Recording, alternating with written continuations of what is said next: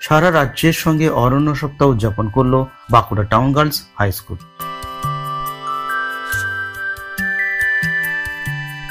ছাত্রীরা তাদের প্ল্যাকার্ড নিয়ে পরিবেশ রক্ষার স্লোগানে মুখর করলো গোটা এলাকা। তাদের বার্তা ছিল, গাছ লাগান, নির্মল বাতাস ফেরান, বন সৃজনেই বাঁচবে পৃথিবী।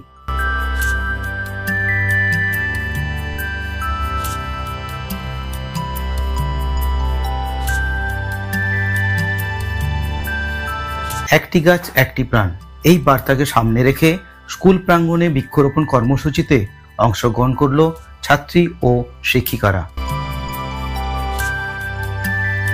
এছাড়াও স্কুলের সাংস্কৃতিক মঞ্চে গান ও নৃত্য পরিবেশনের মধ্য দিয়ে অরণ্যের গুরুত্ব তুলে ধরা হয়।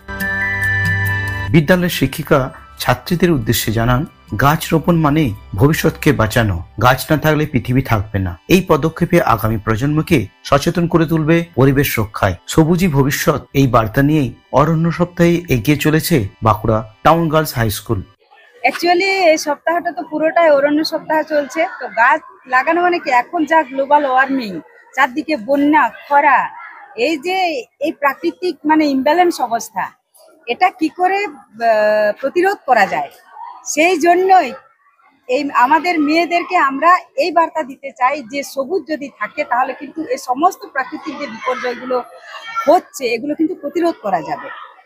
এই জন্য আমরা বিভিন্ন কর্মসূচির মাধ্যমে আমাদের সমস্ত টিচাররা, সমস্ত ছাত্রীরা একযোগে হাতে হাত লাগিয়ে আমরা যতটুকু পারছি যে সবুজায়নের চেষ্টা করছি।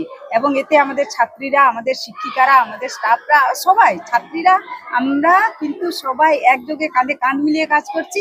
এবং আমরা চাইছি এই প্রাকৃতিক এই ভারসাম্যহীনতাকে যতটা সম্ভব আমরা কিন্তু মানে ফিরিয়ে আনবো এই গাছ লাগানোর মাধ্যমে। আমার নাম মুকুলবালা মান্ডি, আমাদের স্কুলের নাম হচ্ছে Bankura town girls high school. Post আমি এখন টিআইসি আছি। ব্যুরো রিপোর্ট, জেলার বার্তা।